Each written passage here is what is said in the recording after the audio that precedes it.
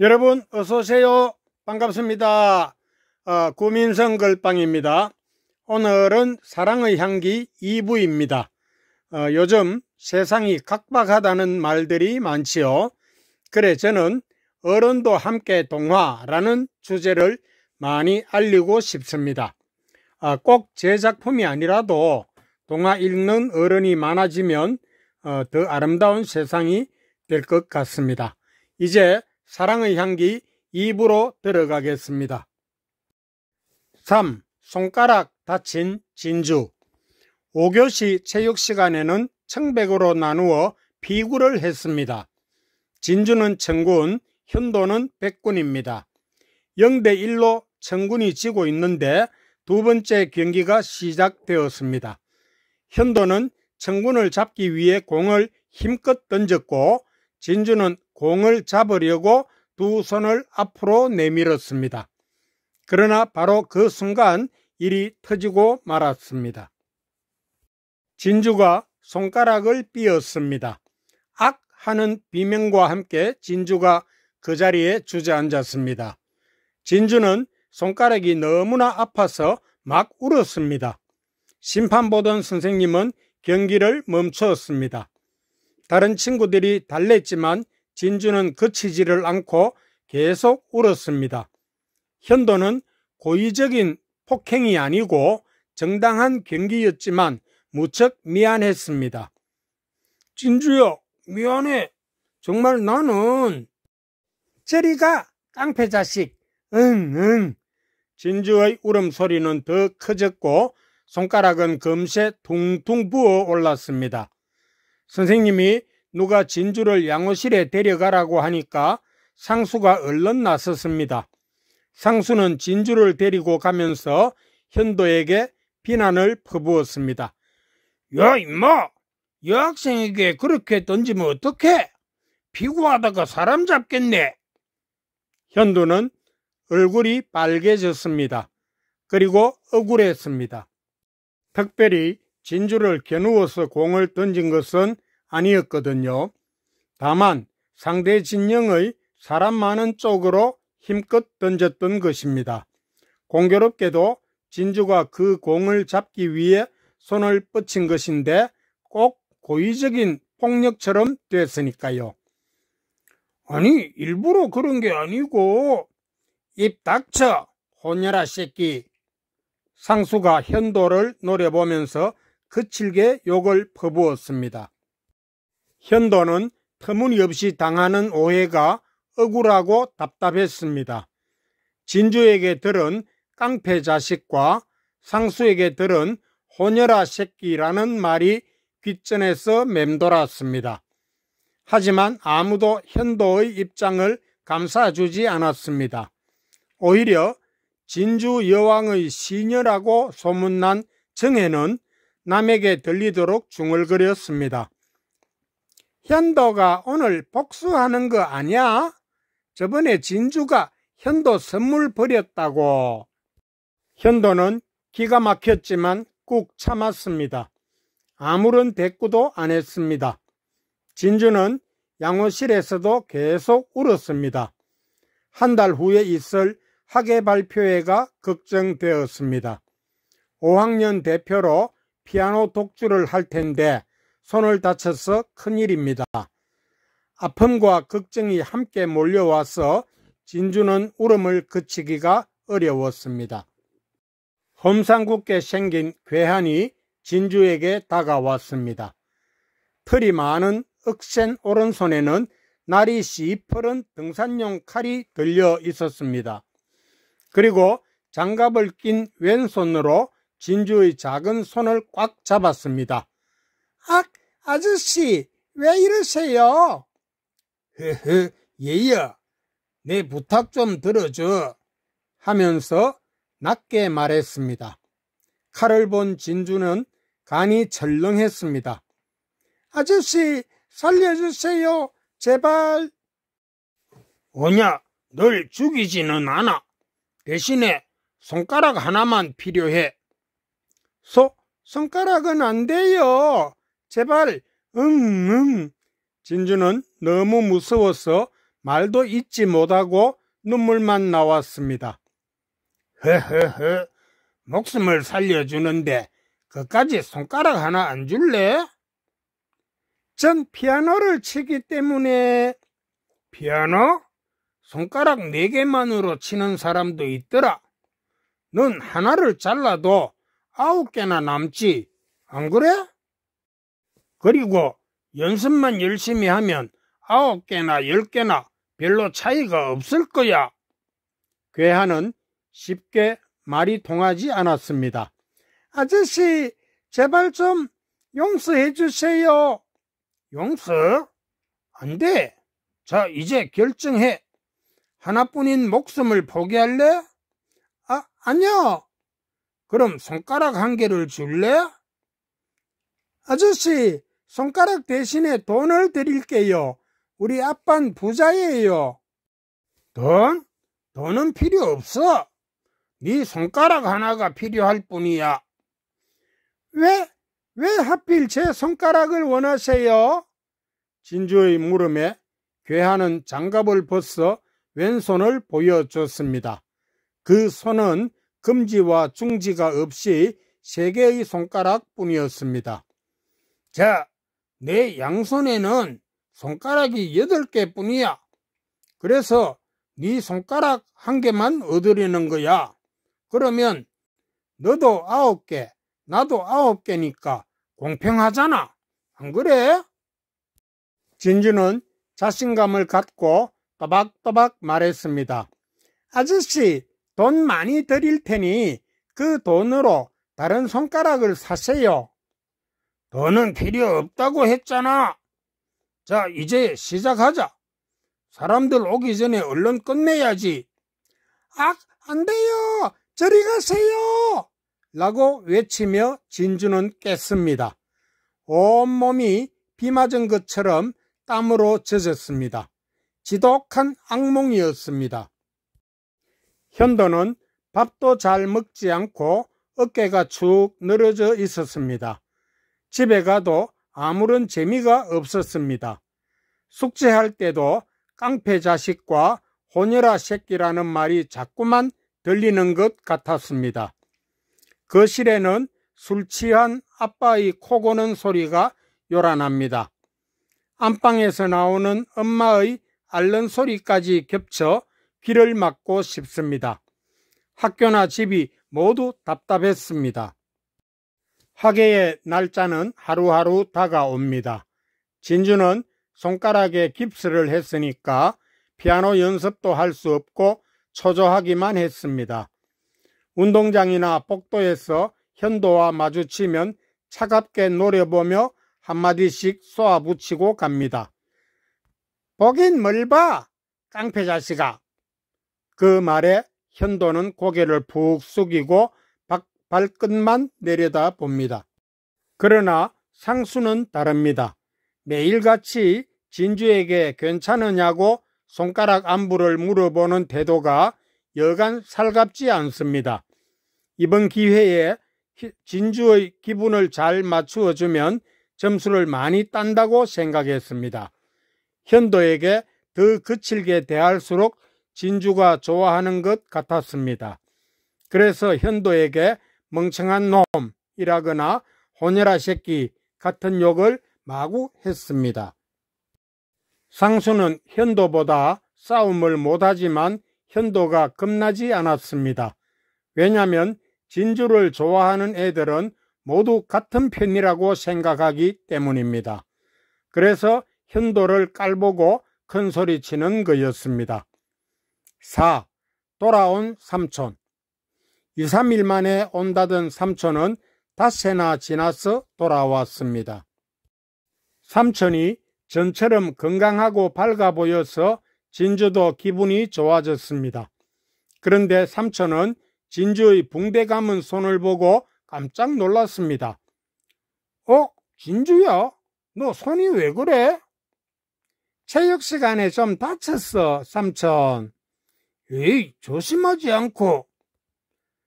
남학생이 던진 공 받다가 그만. 아이고, 저런. 많이 아팠겠네. 대체 어떤 녀석이 공을 던진 거야? 삼촌은 진주의 손을 이리저리 살폈습니다. 그러니까 진주는 오랜만에 의리광을 부리고 싶었습니다. 삼촌은 모를 거야. 현도라는 애가 있거든. 근데 깡패 같은 걔가. 잠깐, 깡패 같다고? 아니, 어떤 깡패 같은 녀석이기에 감히 우리 공주님 손을 이렇게 만들어? 응, 삼촌, 거지 같은 호녀라 자식인데 정말 마음에 안 들어. 좋아, 그 녀석 나 좀 보자고 해. 내 이 녀석을 그냥. 삼촌은 정말 화가 많이 났습니다. 내일 당장 학교로 찾아오겠다는데 진주가 겨우 말렸습니다. 삼촌은 저녁에 아빠와 한참 의논하더니 이튿날부터 택시 회사에 출근했습니다. 이제 삼촌은 택시 기사입니다. 택시 일을 하면서 전에 운영하던 꽃집 앞을 지나치면 속이 상했습니다. 아깝고 억울해서 눈물이 핑 돌았습니다. 하지만 잊어버리자고 생각을 바꾸었습니다. 다시 열심히 뛰자고 마음을 굳게 먹었습니다. 진주는 기분이 좋았습니다. 모처럼 웃으면서 활기차게 새로운 일을 시작하는 삼촌이 든든해 보였습니다. 덕우 아저씨와 좋은 대화를 많이 나누었나 봅니다. 며칠 동안 삼촌은 온 얼굴에 웃음을 담을 정도로 좋아 보였습니다. 이대로 생활하면 지난 아픔도 이길 것 같았습니다. 토요일 오후에 예숙 씨가 집에 찾아왔습니다. 마침 그때 집에는 진주 혼자만 있었습니다. 진주야, 잘 있었니? 예숙 씨가 인사를 했지만 진주는 아무 말도 안 했습니다. 아예 예숙 씨를 보기도 싫었습니다. 하지만 예숙 씨는 살살 웃으며 진주에게 다가왔습니다. 진주야, 삼촌 전화번호 좀 가르쳐 줄래? 전화를 하니 없는 번호라고 하던데. 안 그래도 삼촌은 며칠 전에 전화를 바꾸었습니다. 예숙 씨의 전화를 받기 싫었기 때문입니다. 특히나 택시 운전하는 시간에 전화가 오면 신경 쓰이고 불편했거든요. 예숙 씨가 눈물을 글썽이며 말했습니다. 진주야, 이 문제는 삼촌이 나를 피한다고 해결되지 않아. 오히려 대화하면서 해결책을 찾아야 하거든. 만약 내 동생을 찾으면 삼촌이 만나야 하잖아. 네가 좀 도와줘, 진주야. 진주는 삼촌을 돕는다는 생각으로 전화번호를 알려주었습니다. 그날 밤에는 예숙 씨가 삼촌을 택시 회사로 찾아갔습니다. 삼촌은 술이 취해서 피곤한 얼굴로 집에 들어왔습니다. 자기 방에서 울다가 웃다가 떠들다가 아빠에게 혼이 났습니다. 야, 너 또 왜 이래? 며칠 회사 잘 다니더니 이게 무슨 짓이야? 형님, 제가요, 술을요, 먹어야 살걸랑요, 딸꾹. 무슨 소리야? 술은 왜 자꾸 먹어? 형님, 제가요, 요새 너무 괴롭거든요, 딸꾹. 삼촌의 말에 아빠는 또 화를 냈습니다. 안정되어 가던 삼촌은 다시 흐트러지기 시작했습니다. 예숙 씨와 또 다투었기 때문입니다. 예숙 씨는 사과하면서 앞으로 자기가 빚을 갚겠다고 했습니다. 그러면서 전에 약속했던 것처럼 가을에 약혼식을 올리자고 했습니다. 그러나 삼촌은 싫다고 했습니다. 다시는 찾아오지 말라고도 했습니다. 진주는 삼촌의 전화번호를 괜히 알려줬다고 후회했습니다. 일이 이렇게 될 줄은 상상도 하지 않았습니다. 학예회가 열렸지만 진주 대신에 다른 아이가 피아노를 쳤습니다. 진주는 대각선 앞쪽에 앉은 현도의 뒷모습을 보면서 중얼거렸습니다. 깡패 자식, 너 때문이야. 진주는 하얀 드레스를 입고 멋지게 연주하는 상상을 하다가 객석에 있는 자신의 모습을 보고 화가 났습니다. 진주가 집에 오니 술 취한 삼촌이 소파에서 자고 있었습니다. 탁자에는 술병이 3개나 있고 짬뽕 국물도 있었습니다. 아빠 알면 또 혼나겠다 싶어서 흔들어 깨워 봅니다. 삼촌, 일어나. 아빠 오시면 또 야단 맞잖아. 삼촌, 제발 좀. 그러나 삼촌은 요지부동이었습니다. 진주의 힘으로는 삼촌을 도저히 어떻게 할 수가 없었습니다. 잠시 후 엄마가 와서 함께 삼촌을 일으켜 겨우 방으로 들어가게 했습니다. 그리고 엄마는 술병과 짬뽕 그릇을 치우고 진주는 창문을 전부 다 열고 선풍기를 3단으로 켰습니다. 그 뒤로도 삼촌은 택시 쉬는 날마다 술을 많이 마셨습니다. 근래에 일어났던 일들이 삼촌을 매우 힘들게 했기 때문입니다. 진주는 삼촌이 불쌍했습니다. 그리고 매일 혼나는 삼촌이 안타까워서 아빠에게 대들기도 했습니다. 여름방학이 되어 진주는 집에서 지내는 시간이 많아졌습니다. 그러니까 자연히 삼촌의 괴로워하는 모습을 더 많이 보게 되었습니다. 진주는 삼촌이 걱정되었지만 도와줄 방법을 찾을 수가 없었습니다. 겨우 한다는 게 술병을 얼른 숨기거나 방 청소를 하는 정도였습니다. 삼촌은 쉬는 날이면 늘 집에서 술을 마시다가 아빠의 귀가 시간이 가까워지면 자기 방에 들어가서 잠을 잡니다. 그런 날이 반복되니까 삼촌에 대한 진주의 실망감도 차차 커졌습니다. 오늘은 출근도 빼먹고 술 마시고 있는 삼촌에게 진주가 물었습니다. 삼촌, 근데 왜 술집에 안 가고 매일 집에서 마셔? 삼촌은 픽 웃으며 대답했습니다. 술집에 가면 돈이 많이 드니까 집에서 마시지. 삼촌은 가난하거든. 가난하면 술 끊으면 되잖아, 삼촌. 글쎄, 그게 잘 안 되니까. 진주가 빠르게 또 물었습니다. 삼촌, 매일 괴로워서 술 마셔? 그렇기도 하고. 아니면 어린 왕자 이야기처럼 술 마시는 창피함을 잊으려고 마셔? 아니, 넌 몰라도 돼. 신경 쓰지 마. 근데 삼촌, 술 마시면 괴로움이 해결되는 거야? 아니, 해결되는 건 아닌데. 그럼 왜 자꾸 마셔? 그냥 그 순간에는 잊어버리지. 잊어버린다고? 그래, 잊어버리지. 잊어버리면 왜 자꾸 우는 거야? 잊어지는 것도 아니지? 그만해, 진주야. 삼촌 피곤해. 난 삼촌이 우는 것도 싫고 아빠에게 혼나는 것도 싫어. 그러니까 술 마시지 마. 삼촌, 응? 진주의 눈에 눈물이 그렁그렁 매달렸습니다. 삼촌도 갑자기 콧등이 시큼해졌습니다. 삼촌은 진주를 물끄러미 바라보면서 깊이 생각하는 눈빛이었습니다. 그래, 진주야. 삼촌이 잘못했어. 이제 술은 안 마실 거야. 정말이야, 삼촌? 그래, 한번 믿어봐. 작년에 네가 끊으라 했어. 담배도 딱 끊었잖아. 그 말에 진주는 베시시 웃었습니다.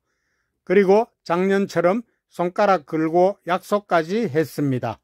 삼촌도 진주에게는 이길 수가 없습니다. 2부 끝. 자, 여기까지 2부인데 과연 진주가, 그렇죠, 진주는 본인 문제도 좀 심각한 걱정이 많은데 또 이 삼촌까지 또 걱정이 좀 되네요. 진주가 어떻게 이 문제들을 해결해 나갈지 또 다음 시간을 기대해 봅니다. 구독, 좋아요, 알림 설정 부탁드립니다. 고맙습니다.